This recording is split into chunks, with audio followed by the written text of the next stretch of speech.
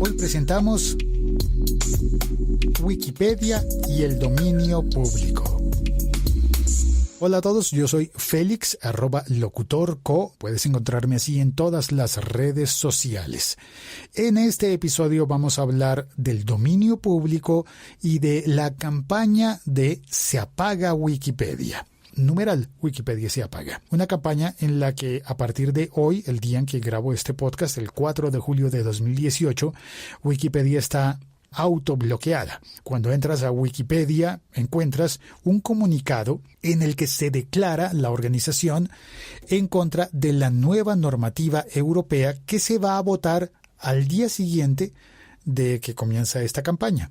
Proponen estar, entre comillas, apagados durante 36 horas, comenzando un día antes de la votación en el Parlamento Europeo.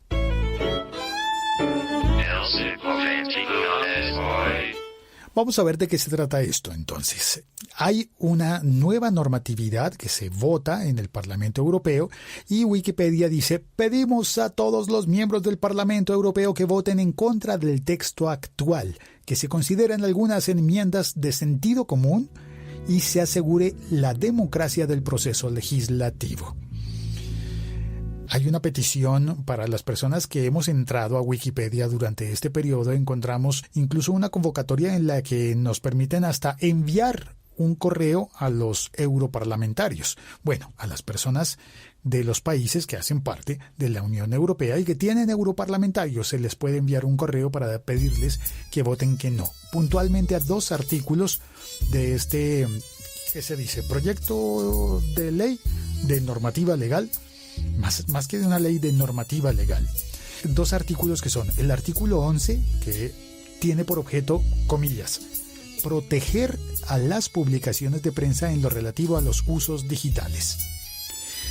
Para poder vincular o referenciar un artículo de prensa como fuente en una plataforma sin ánimo de lucro, como lo es Wikipedia, habría que pedir permiso a todos y a cada uno de los editores de prensa en caso particular.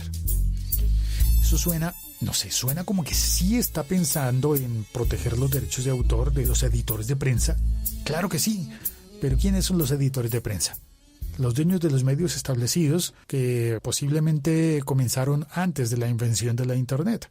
Y está bien pedirles permiso, pero ¿no existe, por ejemplo, el derecho al uso justo o el derecho de cita en el que puedas publicar fragmentos? Bueno, ahí hay cosas que hay que mirar con mucho más detalle. Creo que el artículo 13 parece ser el que más preocupa a Wikipedia.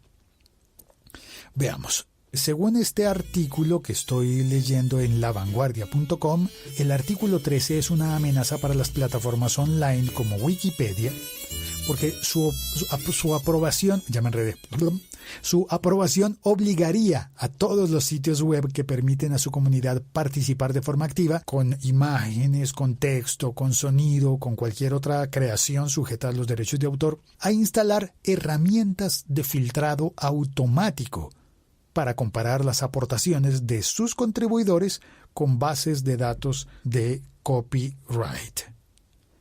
Herramientas automáticas de filtrado que comparen todo lo que nosotros hagamos en Internet con las bases de datos de copyright. Veamos, hay 2 cosas aquí importantes. Uno es que no todas las plataformas de Internet van a tener la capacidad, el músculo financiero, como dicen, el dinero para implementar un filtrado automático para comparar todo el contenido con las bases de datos de copyright. Eso significa que los grandes tendrían ventaja sobre los chicos en Internet. ¿Vamos bien hasta ahí? Bueno, ¿vamos comprendiendo hasta ahí? De otra parte, compararlo con las bases de datos de copyright. Proteger a los autores. Claro, hay que proteger a los autores, a los compositores, a los escritores, a los poetas, a los escritores no solamente de libros, sino también de, por ejemplo, de canciones, escritores de textos de publicidad, escritores de automotivación, de discursos, escritores de código, programadores, gente que hace software. Hay que protegerlos, hay que proteger su propiedad intelectual. Pero ¿cómo lo haces? ¿Con bases de datos? ¿Y cómo nos aseguramos que tú, que creaste algo, vas a aparecer en las bases de datos como autor de tu propia obra? ¿Cómo nos aseguramos de que esos derechos que hay que respetar estén en igualdad de condiciones para ti que para, por ejemplo, digamos, Sony Music o Universal Pictures o una compañía de ese tamaño o de Disney? Digámoslo abiertamente, la pelea no va a ser tan horizontal como podría serlo si tú tienes el mismo derecho, sin necesidad de comparar con las bases de datos de copyright. Pero en el mundo ideal eso funcionaría, ¿no? Si tú te clonas un texto y lo publicas en internet, en tu blog, como si fuese tuyo, si lo publicas en WordPress, imaginémonos que WordPress activa el filtro y te bloquea. Ahora, si lo tienes en tu propio servidor, pues por algún lado habría que poner el filtro porque la normativa lo dice. Hay que poner el filtro en alguna parte. Entonces, pondrías el filtro y tu blog estaría sujeto a compararse con toda la base de datos de copyright, por ejemplo, de las editoriales del mundo. Compararse con todos los libros que se han publicado. Ok, fair play. Juego limpio, juego justo. Pero ¿qué pasa? Hay cosas que a mí por lo menos me hacen sospechar. Voy a citar un ejemplo. Un ejemplo es el caso de SoundCloud, una plataforma muy popular entre algunos podcasters americanos. SoundCloud contra DJ Deathveiler. Espero pronunciarlo bien, me suena que es como alemán. Deathveiler publicó un remix. Al parecer ya lo habían castigado varias veces por infringir copyright, por utilizar como DJ, utilizar fragmentos de canciones o algo así, y le estaban bloqueando los tracks en SoundCloud. Y parece que DJ Deathveiler se inventó un truco. Ese truco es que publicó un remix de John Cage. John Cage es un compositor de música contemporánea, abstracta, concreta, bueno, no sé cómo definirlo. Un compositor, un muy reputado compositor que si hubiese nacido hace 500 años le llamaríamos clásico. Ya me corregirán las personas que saben más que yo. Pero digamos que es un compositor de música culta pero revolucionaria. Tan revolucionaria que en la época de los hippies él decidió hacer una obra que se llamó 4 minutos 33, 4:33, una obra para piano. Es una obra que se inmortalizó en una película, si no estoy mal, en uno de esos documentales en los que salía Bob Dylan y que salía como la gente de San Francisco en la época de los hippies. Pues John Cage, el gran compositor John Cage, salió e hizo y representó su obra 4:33, 4 minutos 33 segundos, en la cual él pasaba, se sentaba frente al piano, abría el teclado del piano, lo miraba y se quedaba en total silencio por 4 minutos 33 segundos. Una vez pasaban exactamente los 4 minutos con 33 segundos, él cerraba el piano, cerraba la tapa de las teclas. Y ahí está la obra. Tú dirás, es una broma, ¿no? Es un genio John Cage.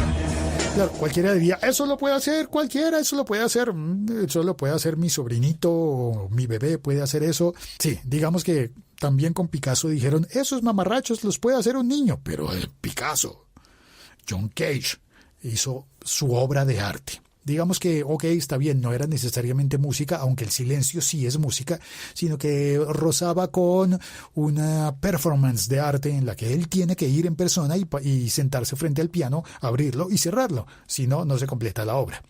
Pero, ¿cómo se hace un remix de esa obra de John Cage, que son 4 minutos y 33 segundos de silencio?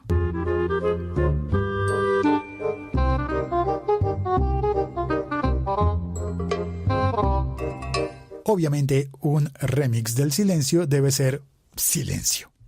Así que DJ Deathveiler puso en su cuenta de SoundCloud un track de 4 minutos con 33 segundos de silencio. Y lo llamó 4 minutos con 33 segundos remix. No solamente él, sino creo que hay más personas que lo hicieron después de él. Recurrieron a publicar también su versión, entre comillas, su versión de 4:33 de John Cage, porque es un track de silencio. Ahora, ¿qué fue lo que hizo SoundCloud? Sí, imaginas bien. Recibió una reclamación de derechos de copyright.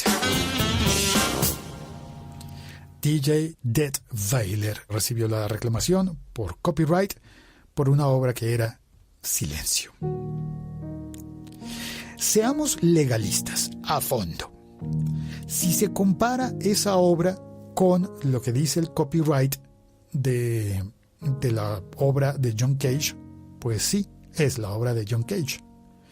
¿Qué tendría que haber hecho DJ Detweiler? Pues, no sé, poner un sonido, un ruido, así fuese pequeño, o que no fuesen 4 minutos 33 segundos, sino 32, quitarle 1, añadirle 2, alguna cosa similar. Pero, ¿no estamos como en el mundo de la paranoia? No sé lo que pienses tú, pero hay más casos por citar. Y aquí voy a entrar al otro tema de este podcast, que es el tema del dominio público. ¿Qué es de dominio público? Algo que no tenga una limitación de derechos de autor. Una calle es de dominio público, una plaza es de dominio público, un parque público es de dominio público, porque nadie puede ir a cobrar derechos de autor por una plaza. Pero en la plaza puede haber una escultura, y esa escultura sí va a tener derechos de autor. Pasemos al plano de las obras intelectuales. De los escritores de canciones, poemas, libros, códigos, escultores, pintores, todo lo que merece derechos de autor. ¿Cuándo vence el derecho de autor? Cuando una obra empieza a ser de dominio público. ¿Cuáles obras son de dominio público? A ver, las que son tan viejas que su autor lleva más de 80 años de muerto. Hay que decir en realidad que esa cifra de 80 cambia de país en país, de legislación en legislación. Pero digamos que vamos a ser más generosos y digamos que no solamente 80, sino que el doble, 160 años. Consideramos que si un autor falleció hace más de 160 años, pues su obra ya es de dominio público. Pensemos en, por ejemplo, no sé cuántos años serán, pero me parece que de dominio público podría ser Los Miserables, de Víctor Hugo. ¿Hace cuánto tiempo que habrá fallecido Víctor Hugo? Tengo entendido, esto es un mito urbano que alguna vez escuché. Perdón si no es totalmente cierto, pero digamos que lo estoy contando de manera ilustrativa. Que alguna vez en una editorial dijeron, ¿y si hacemos Los Miserables parte 2? Si existe Retroceder, Nunca Rendirse Jamás, parte 1, 2, 3, 4, 5, 6, 7, 8, 9. Si existe Rápido y Furioso, 1, 2, 3, 4, 5, 6, 7, 8, 9. Si existe Rocky, 1, 2, 3, 4, 5. Si existe Crepúsculo, 1, 2, 3. Si existe El Señor de los Anillos, 1, 2, 3. ¿Por qué no Los Miserables 2? Bueno, pues lo que yo sé de la historia del mito urbano es que la familia, los herederos de Víctor Hugo, interpusieron una demanda para retirar del mercado ese libro que sería considerado como, apócrifo, Los Miserables 2, obligando al final del proceso legal a que la editorial que lo había publicado lo retirara. Ahora, la prensa salió a decir, y seguramente la editorial a decir, es que lo que quieren es plata, dinero. Para protegerse la familia, pidió que en la multa, para resarcir la falta a los derechos de autor, uso indebido de los personajes de Los Miserables, la multa, si no estoy mal, dice el mito urbano que fue de 1 euro. Entonces dirían las personas, ¿por 1 euro tanto problema? No, por la dignidad del autor, por la integridad de la obra. ¿Ahora tiene sentido? tú no puedes ir cogiendo los personajes que otra persona creó, que un autor creó, y extendiéndole las, no aventuras, sino desventuras, en este caso de Los Miserables, ¿verdad? Tú no puedes ir haciendo Quijote 2, el Quijote 3. Bueno, porque el Quijote 2, bueno, digamos que para estas alturas entonces iríamos en el Quijote 64 y habrán pasado muchísimas cosas más, pero no se debe, no se debe. Ahora, obtener dinero de publicaciones de Don Quijote, ya eso es otra cosa. Ya publicar el Quijote tal cual como es, pero publicarlo, republicarlo, ya creo que se puede. Creo. Aunque...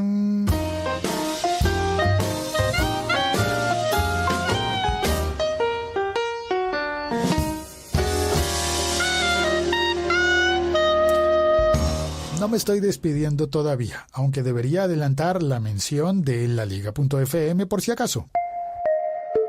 Este podcast forma parte de laliga.fm. Pensando en eso de republicar Don Quijote, me acordé de la historia de El Principito.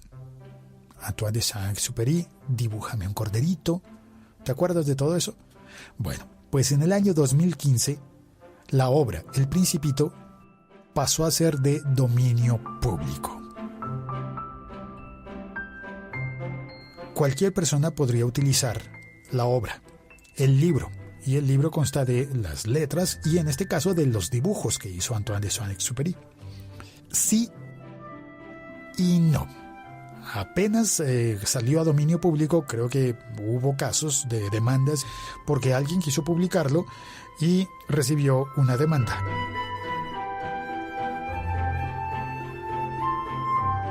Porque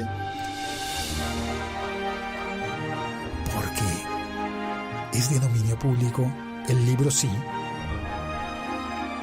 pero los personajes no. ¿Cómo es eso? ¿Cómo es que los personajes no? Pues que el Principito, no. El aviador, no. El zorro, no. El farolero, no. ¿Qué más había? La rosa. ¿Cómo puede ser que los personajes no sean de dominio público, pero el libro sí? Pues por la marca registrada.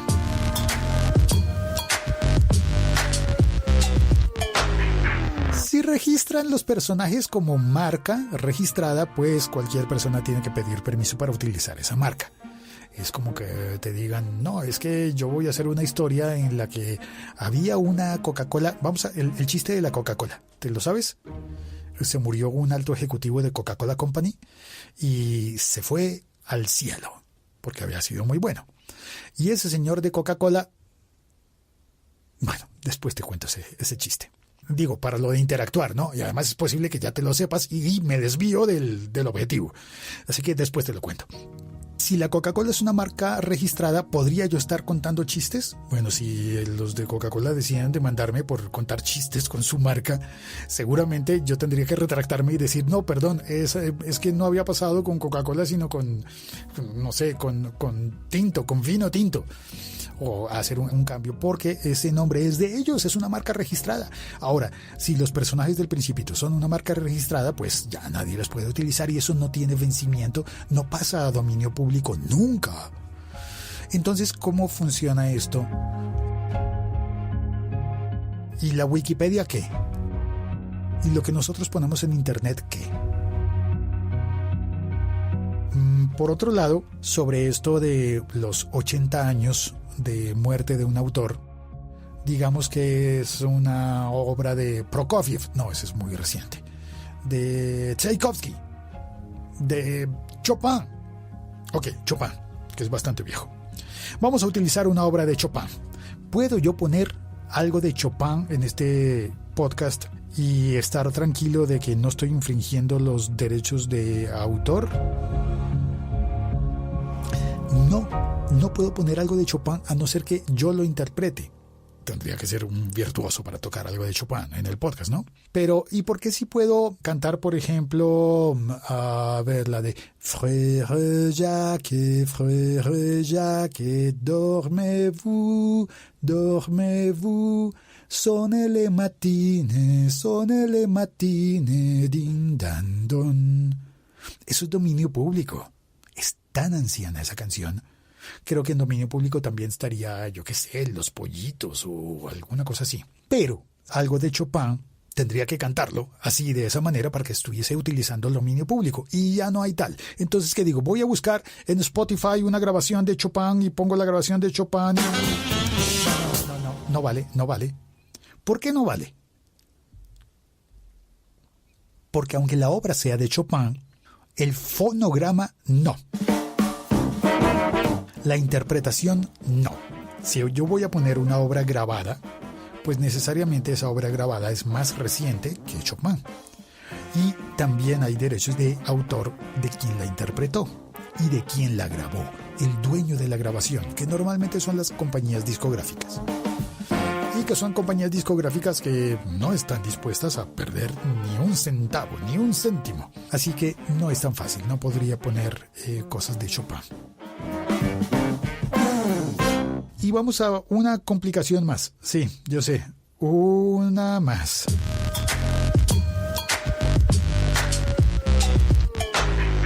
$80 después de que murió la persona.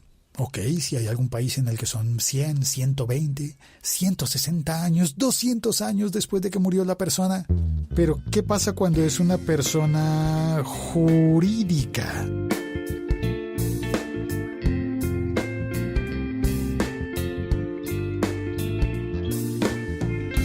Una compañía, vamos a pensar en, por ejemplo, Disney, la compañía Disney. Un dibujo hecho por Walt Disney está cubierto por los derechos de autor hasta los 80 años, o los que sean en cada país, 80 años después de la muerte del señor Walt Disney. Pero si no son de propiedad de Walt, sino de su compañía, de sus herederos, de sus accionistas, del conglomerado, de la bolsa, de todos los que tengan unas acciones de la compañía Disney, ¿cómo mides los 80 años? Ya me podrán complementar, corregir o aumentar las personas que sepan más que yo. Debe haber muchas personas que sepan más que yo y que puedan contribuir a esta conversación. Es una invitación. Si conoces a alguien que sepa mucho más sobre esto, por favor pídele que comente este episodio podcast. Soy Félix, @locutorco. Comenta este episodio podcast, compártelo, por favor, compártelo. Si lo estás oyendo en YouTube o en SoundCloud, donde lo voy a publicar, muy a pesar de las cosas de los derechos de autor de SoundCloud, pues habrá un espacio para comentar. En Spreaker también hay un espacio para comentar. Si lo estás oyendo en iVoox, también hay un espacio para comentar. Pero si lo estás oyendo, por ejemplo, en Spotify o en Google Podcast o en Apple Podcast, no hay espacio para comentar, así que por favor comparte el episodio podcast en Facebook o en Twitter y coméntalo en público para que más personas puedan sumarse a la conversación y encontremos en el camino a los que saben más que nosotros y nos pueden explicar todos los detalles que tú y yo todavía no sabemos. Bueno, de pronto tú sí y yo no. Muchísimas gracias. Chao. Ya con esto me despido. Falta el chiste, ¿verdad? Entonces, el ejecutivo de Coca-Cola dijo, quiero hablar con Jesús. ¿Pero para qué quieres hablar con Jesús? Quiero proponerle un negocio. Bueno, pues está bien, te llamamos a Jesús. Jesús, mira, pero llegó Jesús a la orden. Sí, ¿de qué se trata? Mira, es que quiero proponerte un negocio de publicidad. ¿Cómo así? ¿Publicidad? Sí, queremos que Coca-Cola esté en el Padre Nuestro. ¿Cómo? ¿Pero cómo se te ocurre que Coca-Cola va a estar en el Padre Nuestro? No, es absurdo. ¿Cómo vamos a poner una oración tan conocida en el mundo cristiano? No sé, hay tanta gente que se sabe la oración, ¿cómo vamos a introducir un cambio? Ay, pero tenemos con qué pagarlo, Coca-Cola tiene con qué pagarlo, no hay problema. Pon la Coca-Cola en el Padre Nuestro. No, definitivamente no se puede. Y empezó a ofertar millones de dólares, billones de dólares, trillones de dólares, cuatrillones de dólares. ¿Existe esa cifra? ¿Tetrallones de dólares? Bueno, empezó a subir hasta llegar al número más grandísimo, que en este momento se me olvidó. ¿Cómo es el número? Bueno, ponme ahí los comentarios. El número más gigantesco que pueda existir de dólares, hasta que Jesús titubeó y dijo: San Pedro, por favor, revisa los contratos y dime hasta cuándo dura el contrato que tenemos con los panaderos en el Padre Nuestro.